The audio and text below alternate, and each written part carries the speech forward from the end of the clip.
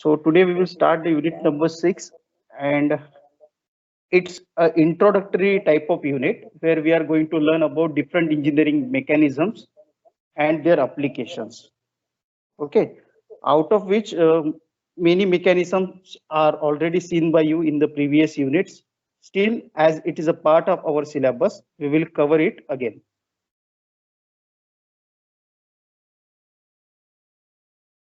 So what is the content of this syllabus for this unit number 6 is Introduction to Basic Mechanisms and Equipments. So pump, blower, compressor, springs, gears, belt pulley, chain sprocket, valves, levers, etc. items or etc. components, machine components we have to learn here in terms of their specification, input, output, efficiency. Okay. Then at the second part of this unit, we have to see the application end of all these devices. That what is the application or what is the location of this particular device in different devices. Like where is the compressor in case of the refrigerator or the water cooler. Likewise. Okay. So there is the application of compressor, blower, then electric motor, gears, belt drive, chain drive, valves, levers, and there is a last part, electric and solar energy equipment like gas, electric geyser, water heater, electric iron, etc. Okay, so let's start with the introductory basic mechanism. So very first part is the pump. So pump we have already studied in unit number 2. Okay, so there we have seen these different types, that definition of pump. Okay, what is pump? Are you able to remember what is the working of pump? Where we are going to use the pumps?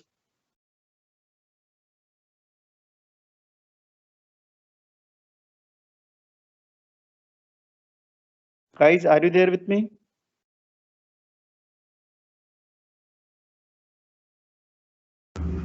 Yes, sir. So pump कहाँ पे use करते हैं अपन?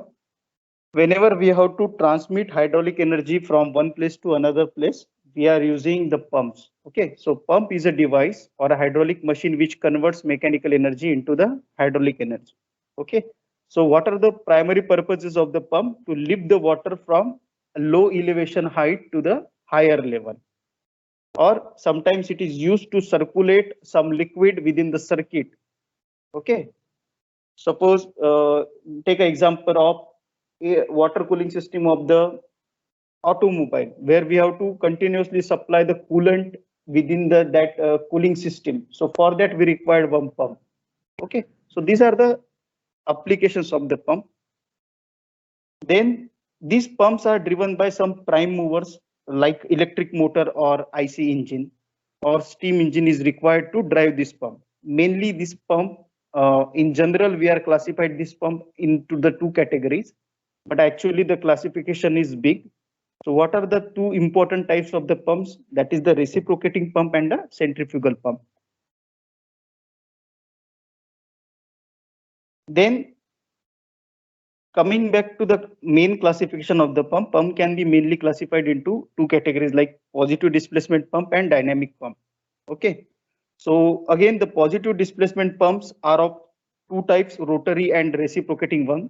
Okay, the pressure pumps are called as the positive displacement pump, whereas the velocity type of pumps or discharge type of pump are called as the dynamic type of pump. Okay, so we are going to learn one from each type. So reciprocating pump is a type of a positive displacement pump that we are going to learn, and centrifugal pump is a type of a dynamic pump. Okay. Again, there is a multiple classification. We are not going to deal in that. The reciprocating pump. Okay. So the reciprocate working of the reciprocating pump, reciprocating compressor, both are the same. Okay. So what is there? The mechanism is same. With the help of this cylinder and piston arrangement, using the crank and connecting rod, we are going to supply the power from the electric motor to this crankshaft, and hence the crankshaft rotates. When this crankshaft rotates, it will reciprocate the pistons up and down. Okay. During the backward stroke of this piston, these suction valves get open and it starts to suck water from this tank. Okay. And during the forward stroke of this piston, this valve gets closed, and due to the pressure of this piston, this particular valve, delivery valve, it gets open, and with the help of the pressure of the piston, we get the higher pressure water get delivered into the this delivery site. So this type of pumps are used where we required high pressure fluid into the circuit. Okay. And second type is the centrifugal pump that we have seen earlier also. So in the centrifugal pump is a velocity pump whenever we require to raise the water at just at some elevation. Okay, where we don't want large pressure, but we want large discharge. We want continuous supply of water. At that case, we are using this type of centrifugal pump. So what is how the centrifugal pump is going to work? As you can see in this particular image. So this is the suction side of the centrifugal pump, and this is the delivery or discharge side of the centrifugal pump. So this centrifugal pump is having one casing and a impeller. This impeller, you can see as this impeller get power from some electric motor. One shaft is attached from this electric motor to this rotating impeller. Okay, so when the impeller starts to rotate, it will suck the water from this end, and due to this backward curved vanes provided over the impeller, it will due to the centrifugal action of these blades, it will provide high discharge water at this delivery site. Okay, again you can see the same setup in this diagram. At the base, sometimes we can place filters or strainers just to avoid impurities to insert inside this impeller casing. Okay. So this is the suction pipe, this is the delivery pipe, this is the casing, this is the rotating impeller. Okay. So the height of the impeller from the tank, that particular height is called as a suction height, and the height at which where we are going to exactly deliver the water, that is called as the delivery height. I think the pump, you get understanding about the pump. So there are different application of this pump. Okay, centrifugal pumps are used for some light application, whereas the positive displacement pump or reciprocating pump is used for some heavy applications. Okay, just for the example, here are some applications are mentioned. Centrifugal pumps are used for municipal water supply system. It is used in air conditioner, it is used in irrigation purpose, it is used as a recirculation type of pump, it is used for the firefighting equipments. Okay, whereas the piston pump or reciprocating pump can be used for municipal sewage system, in oil processing plants, or it is used for other manufacturing purposes. Suppose for the hydraulic system in the manufacturing plant, we are using the positive displacement pump or reciprocating pump, where we want high pressure fluid to be transferred to the circuit. So this is the one part, pumps. The next part after the pump, next device is the blower. Okay, you might have seen this type of blower, or you might have seen the vacuum cleaners inside which there is both vacuum device as well as blower. Okay, so what is this blower? Blower is a rotary type of compressor. These rotary type of compressors provide a high speed compression of air. Okay, so that it will discharge large quantity of air, which is relatively having lower pressure. In case of the compressor, we are having high pressure delivery of air.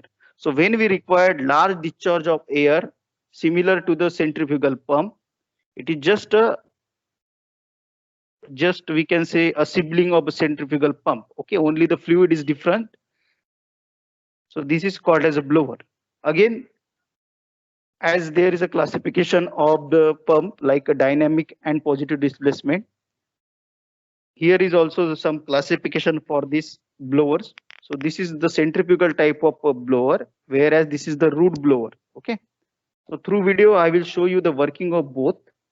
how exactly this centrifugal blower and the root blower is going to work.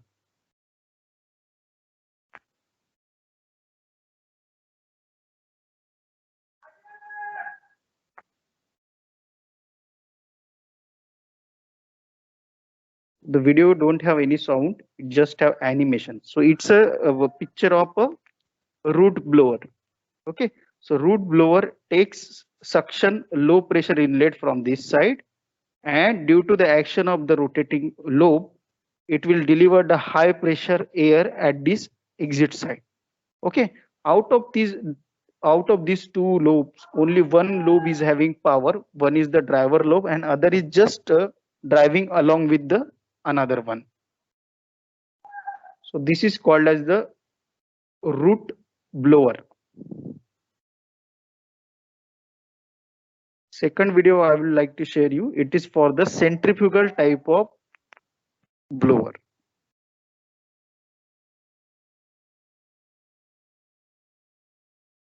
So in industry, we required sometimes large amount of air to be supplied in order to provide a good amount of combustion into the furnace. Okay. So at that time, they are using such type of industrial blowers, which are very big inside. So this is the internal structure of this centrifugal blower. It is having some stationary blades and some rotating blades. So these stationary blades are giving guidelines to the incoming air. So how should be the flow? So according to the movement of this stationary or fixed guideways, we can increase or decrease the flow rate of the root blower.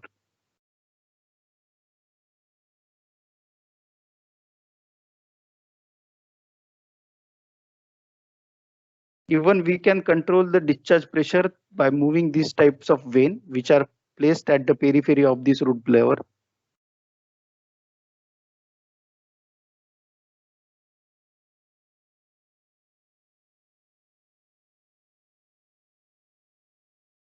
The application of root blower is for the industrial purpose where we require a high amount of air to be supplied.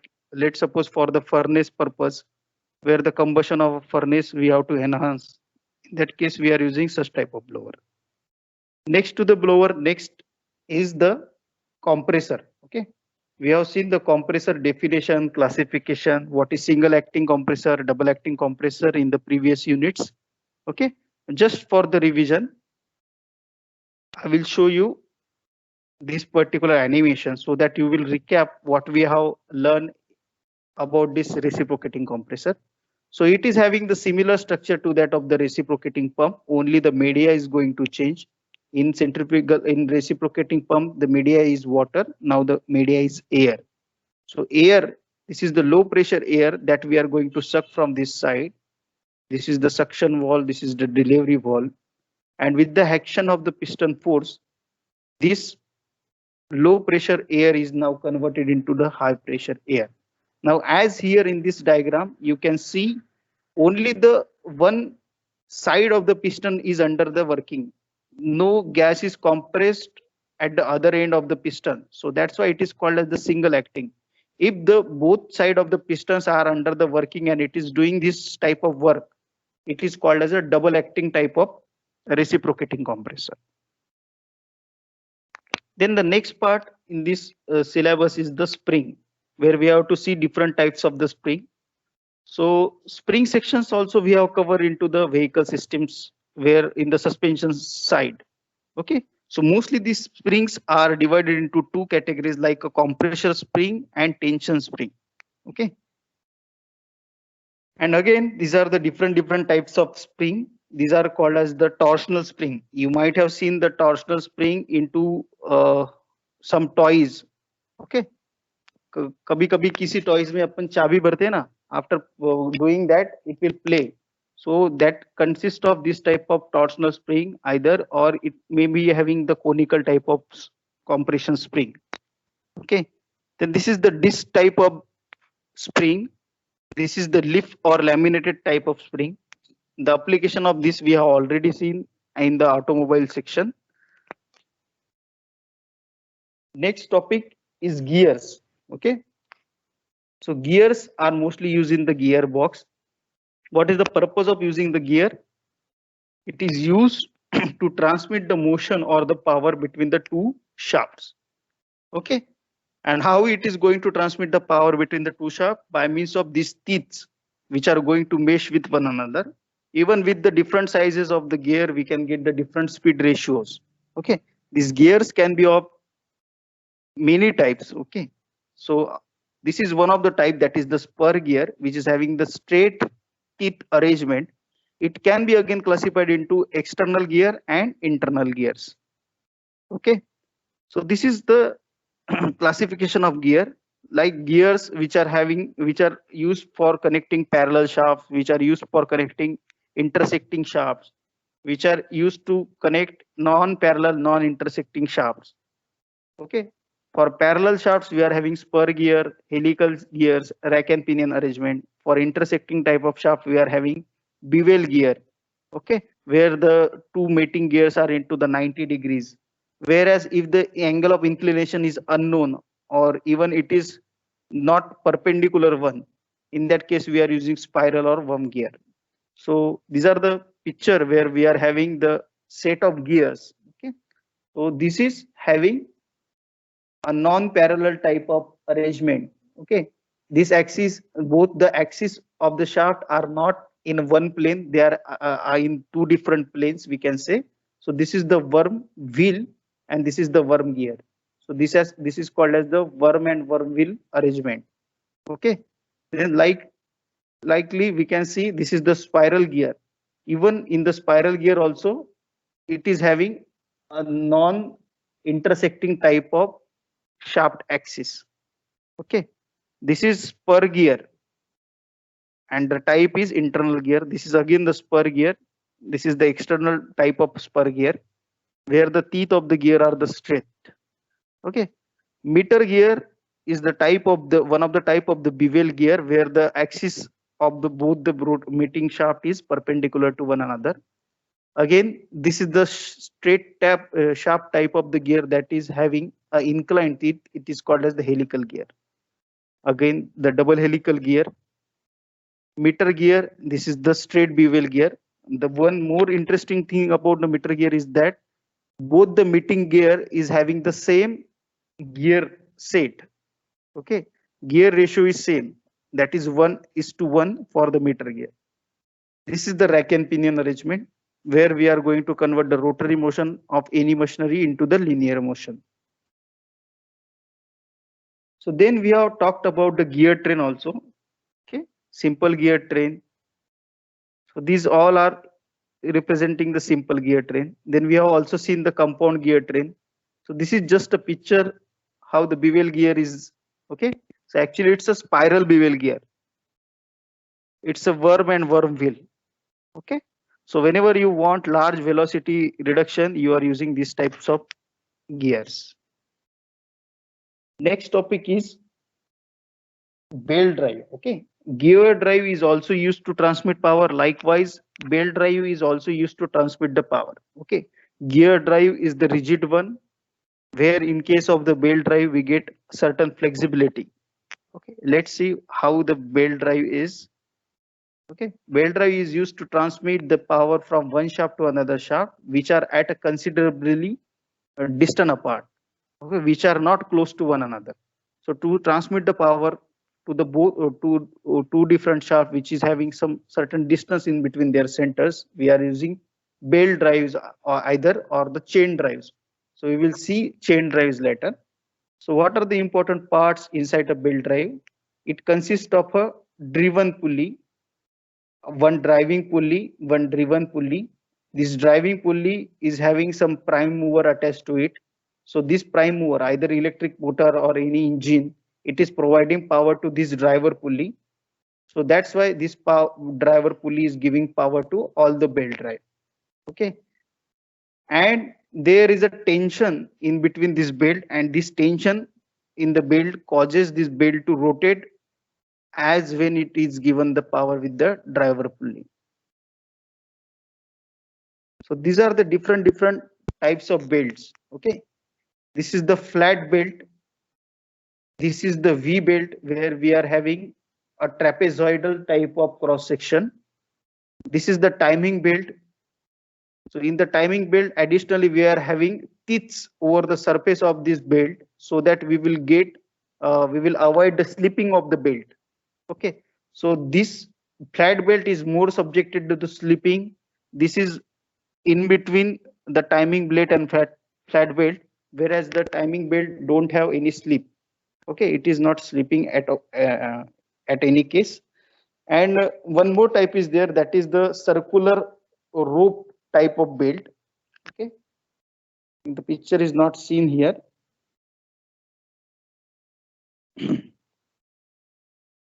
So I will show you in the later images. Simple rope can be used to transmit the power.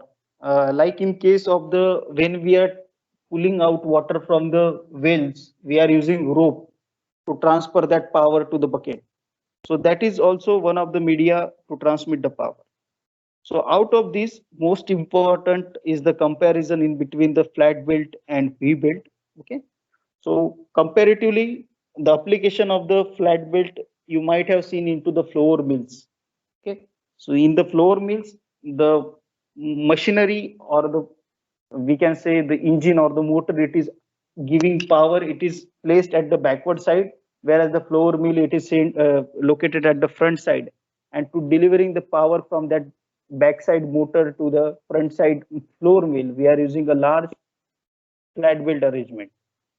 Okay, so from that example you will tell that whenever there is a large center distance, we are using the flat belt arrangement, and for smaller belt the distances, we are using the V belt arrangement.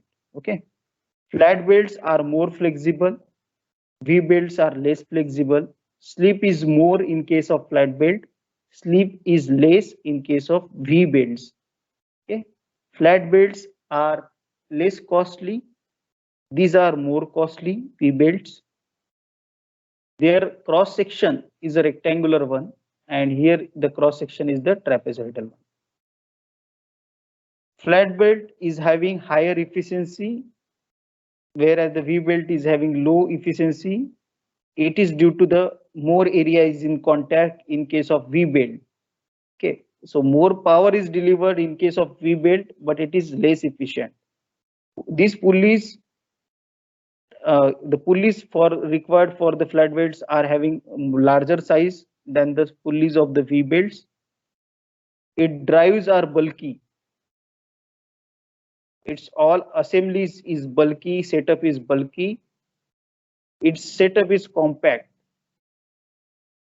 The wide range of materials can be used for preparing the flat belts like leather, cotton, fabric, balata. Whereas for the V belt, only rubber and the fabric material can be used.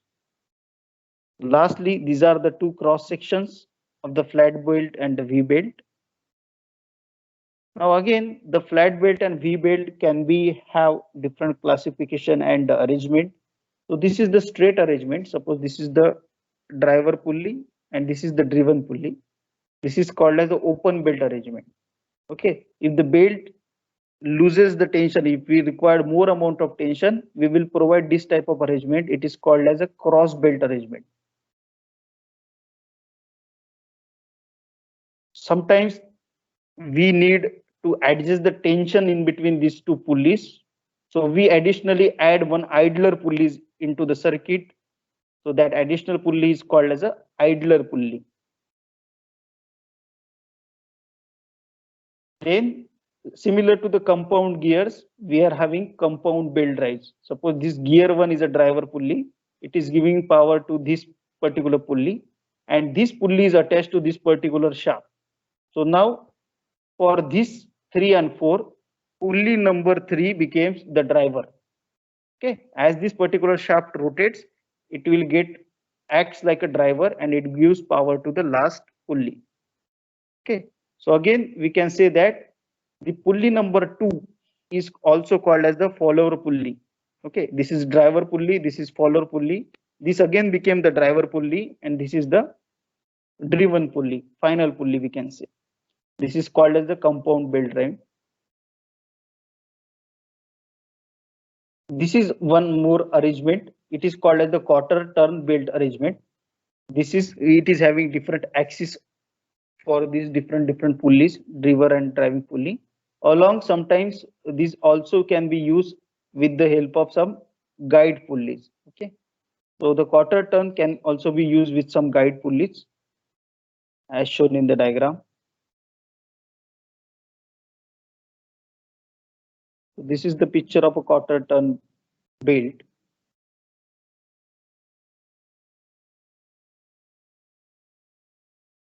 There can be multiple belt drives with the use of multiple idler pulleys. Suppose we have to rotate different devices, three different devices with the same power, same driver at the same speed. We can make this type of arrangement. So these three are our what we can say output ends, and this is our input end. Next topic is the chain drive. Okay. Now to overcome the disadvantages of the belt drive, we will study the chain drive. In the belt drive, mostly there is a problem of slippage. It was not that much efficient. Okay. So to avoid that slippage, and we want certain flexibility also, because in the gear drive it was very rigid type of transmission of power. So to transmit the power at some considerable distance, which is not so much large or it is not so much small, we can say. So for intermediate type of central distances, we can use chain drives to transmit the power. So here we can say the chain drive as a positive drive, because positive drive means there is a no slip condition. So gear drive and chain drive both are having the positive drive, whereas belt drive is a negative drive. It is having slippage. Okay.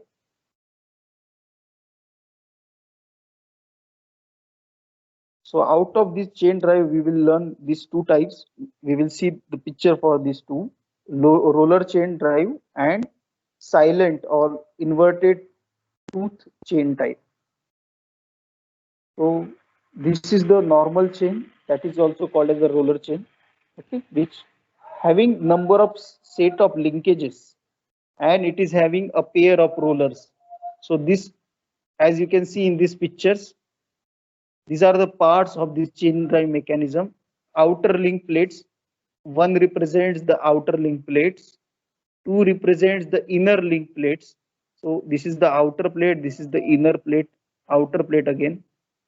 Then pins are there. So these are the pins. On these pins, we are placing this type of bushings. So 4 is representing the bushings. And over this bushing, we are placing this type of rollers. Okay.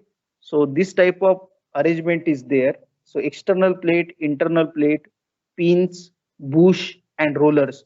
All together, these 5 components made our chain drive. Okay. So that previous picture showing the normal chain. So this is one of the advanced type of the chain, which is having this type of arrangement for the external plates. It is called as the silent or inverted type of tooth chain. So to cover the disadvantage of the previous chain is making some noise during its rotation. So that's why this particular type has been invented. So these are called as the silent chain. Most important thing is to remember about this silent chain, that it is having a trapezoidal profile, and it can be used for the high speed application. What are the advantages of the belt drive? That it does not slip, it's a positive drive. It can be used for long as well as short distances. It can transmit large amount of power over the long range of centers than the gear drive. This can be compact compared to the belt drive. It accommodated the large sharp distance. It is less expensive than the gear drive. It is efficient up to 98%, and it can also operate at high temperature. Okay, whereas the belt drive can't operate at the high temperature condition or in the heating environment. Now for the limitation side, So you don't have a precise motion. Sometimes it is having jerky motion. Okay. It requires proper maintenance and lubrications. Also, it produces noise during its operations. Now, next topic is the valves. Okay, you might have seen these different types of valves. These valves are used in the piping system just to control the flow rate or to completely close the flow or fully open the flow. We are required these types of valves. Okay. So these are called as gate valves, where with the help of the opening and closing the gate, we are control the flow. And this particular thing of the valve, it is called as the valve handle and lever, through which we are going to control the flow rate of the valve. Okay. This particular type of the valve, it is called as the butterfly valve. Okay, as it is having opening in the lateral direction.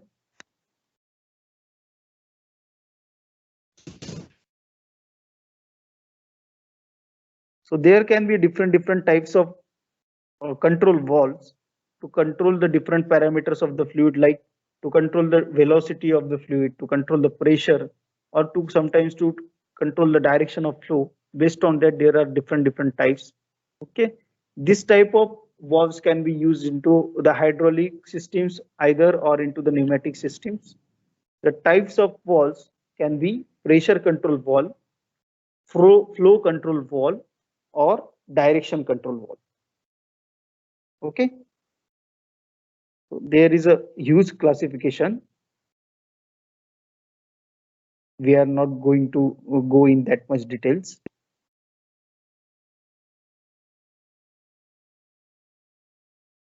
Then the next topic is levers. Okay, so you might have learned these levers in your mechanics section, that by using the levers we can reduce the force required to lift some load. Okay, so you might have played this type of interesting game. So by changing the distance, we can change the force level. Force and effect can be changed by changing just the distances of the load acting to this particular lever. Okay. So here in this diagram, we can see that by using the pivot and lever arrangement, large weight can be lifted with the help of small efforts, small load. Okay. Here also we can see this large weight person can be lifted up with the help by this small girl by using the lever arrangement. So this is the basic principle of the lever. Okay, this is the fulcrum of the lever. With the using this fulcrum, we can change the this location of the fulcrum, and we can obtain the different results for input and output force. We can either reduce or increase the force level to raise the weight.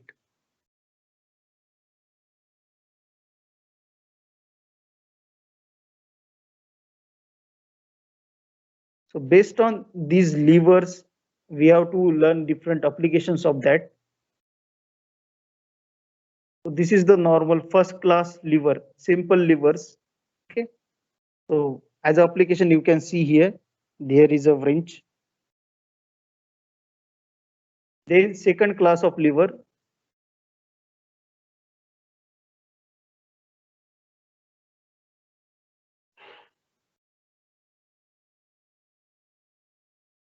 This is the third class.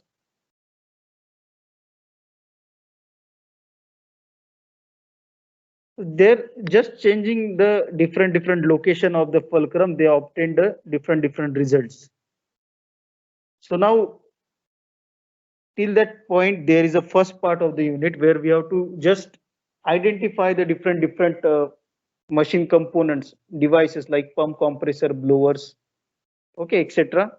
And now as a second part, we have to identify or locate the particular device into the different devices.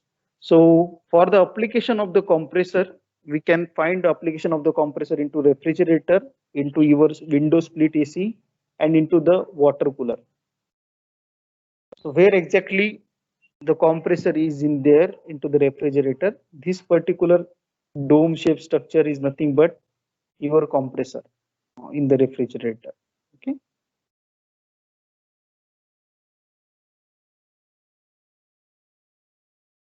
So these are the some other parts: compressor, condenser.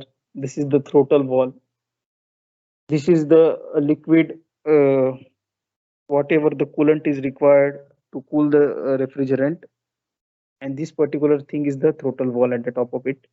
This is the evaporator that is there present into the refrigerator section, into the freezer.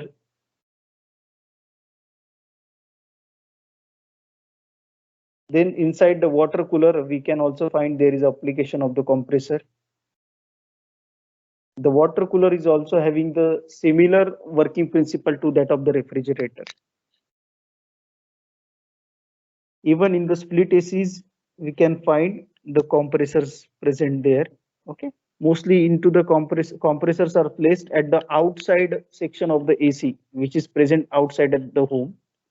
We can find the application of pump into the domestic water supply system, where we have to supply from ground level tank to the some higher level tank. There we place the centrifugal pump. We can find the application of pump into the water filter at our house. Okay. Or even we can find these pumps into the coolers. Then application of blowers, we can find blowers into the vacuum cleaners, into the kitchen chimneys at our home.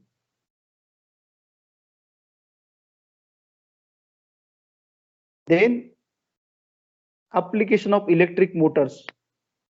These electric motors are used for various different applications. This is acting like a prime mover which supplies power to different devices, like it is giving power to the pumps, it is giving power to the fans.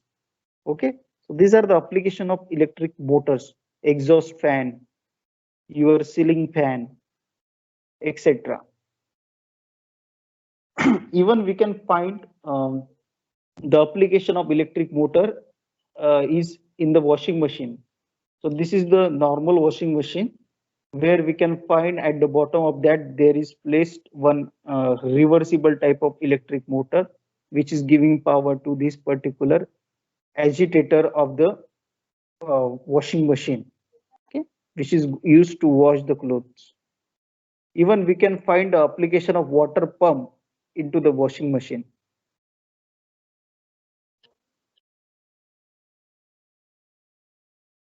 Now we can find different levering mechanism. These are the application of spring. Okay, spring and damper. Also, it is the application of lever system. So how this door closer is going to work? Let's see through some animation.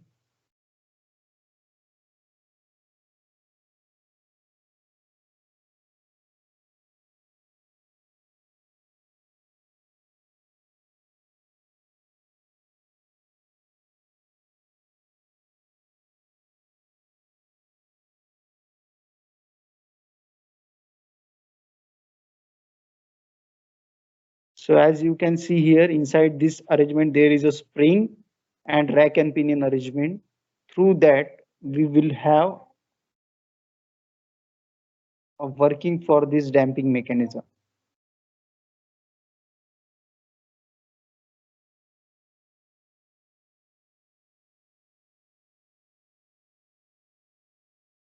We can also find the application of levers into the door latches.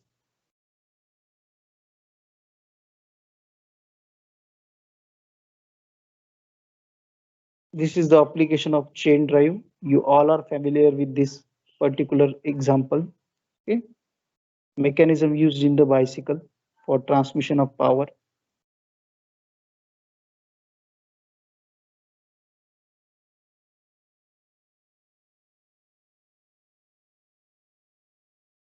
Then now this is the application of valves into the domestic appliances. It is called as the check valve. Okay. Uh, you might have seen what balloon blowing machine either, or sometime we required to use a non-written valve or check valve. Check valve is that valve which only allows to flow of fluid or air after a certain pressure.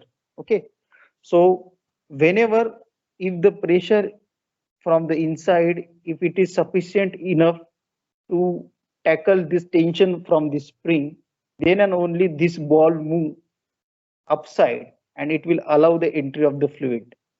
Okay, so suppose if in any system you want that system to be pressurized at certain level and then only it works. At that time you can use this type of check valves. So this spring and ball arrangement can take care of that. Okay, this spring tension balances the pressure, incoming pressure. Okay, up till whatever point, if the spring is resisting the pressure, at that time this valve remains the close. Once the pressure is increased above the tension level of the spring, it will allow that fluid to flow within this circuit. It will go inside and through this opening it will move out. So this is again the same mechanism but just a different arrangement. This is the inlet flow and this is the outlet flow.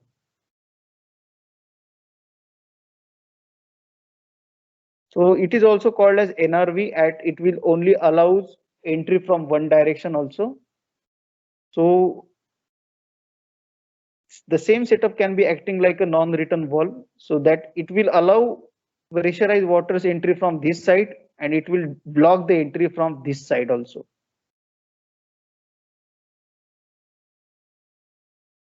So it is also called as a NRV, that is non-return valve. You can find the application of the spring as well as the levers in the home tap. This is also one type of valve. Okay, so by opening this particular tap, you are making some distance or gap in between these two seats. Okay, this is the movable seat and this is the stationary seat. If you made the gap in between these two seats, water can flow. If you close this seat, okay, and you can block the flow of the water. The application of lever you can find here into the door latches.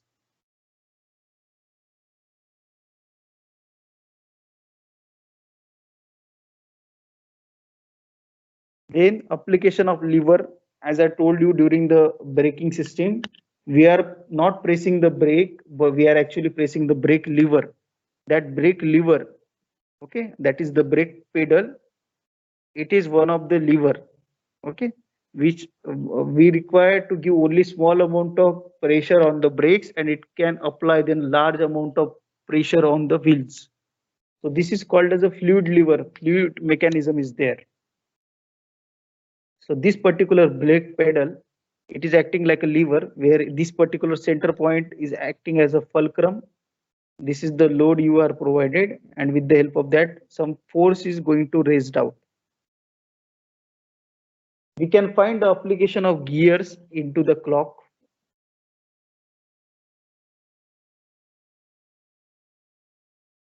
In watches and the clocks, we use gears.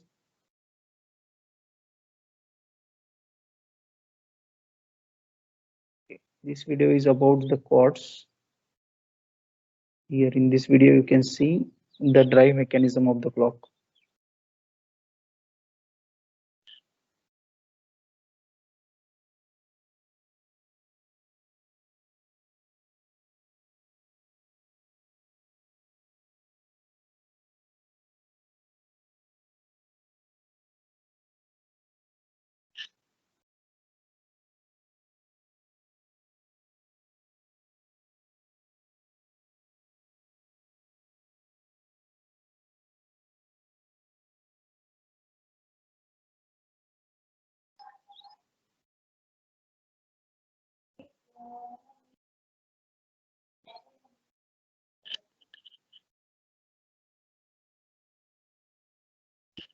So this different set of gears controls the different hands of the clock.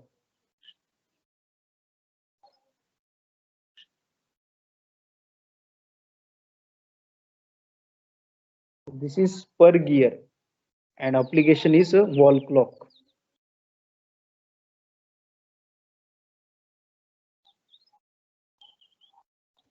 Then for the application of belt drive, it is a printer assembly. Within the printer, we are using the belt drive to transfer the paper from inlet side to the outlet side after printing.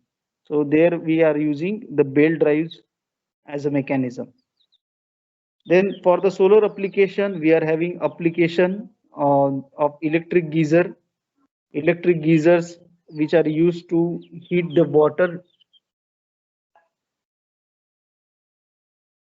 Then electric heaters, electric iron.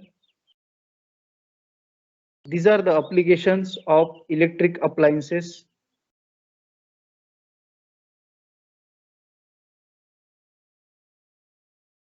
So this is all about the unit number 6, where we have to learn, we have to just able to identify the different devices. We have to see their mechanism, their advantages, disadvantages. Okay. So this is all from my side for unit number 6.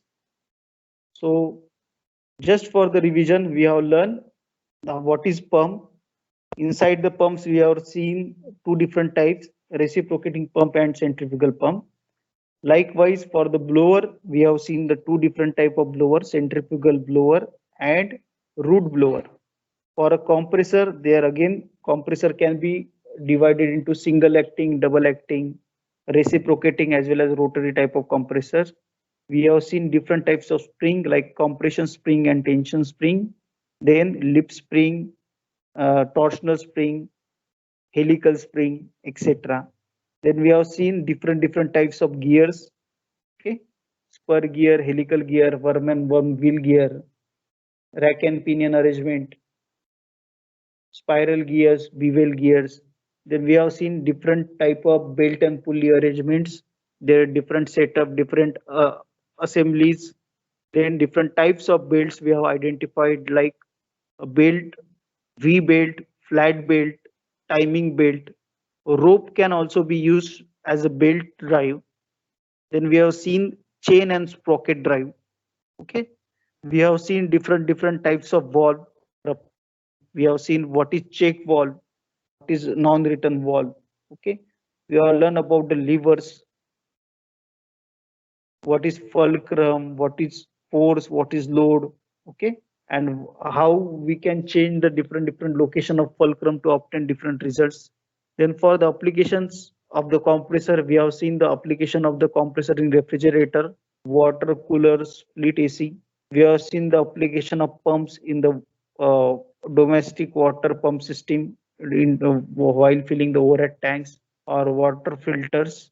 Then we have seen the application of blower into the vacuum cleaner and kitchen chimneys. We have seen the application of electric motor into the fan, exhaust fans, washing machines. We have seen the application of springs in the door closure arrangement, door locks. Gears are used in the wall clocks, watches.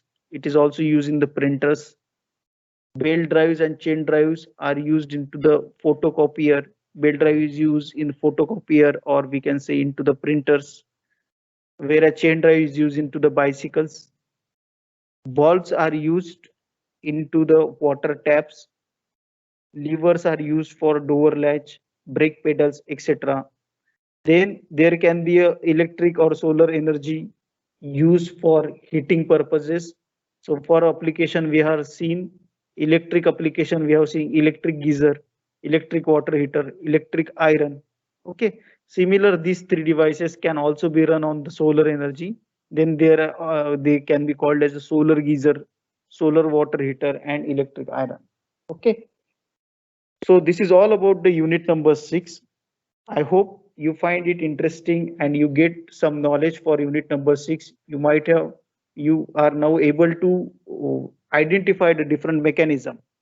So based on the unit number 5 and 6, we will have a test. I will schedule the test either on tomorrow or the day after tomorrow. So what is the best time to take the test? Is it okay if I take it tomorrow evening?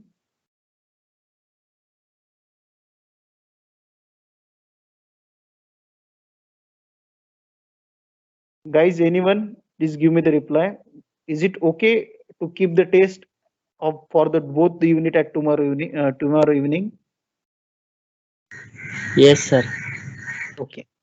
So we will have a very basic test on these two topics where you have to identify the different devices, different mechanism, different manufacturing processes, and some important parts.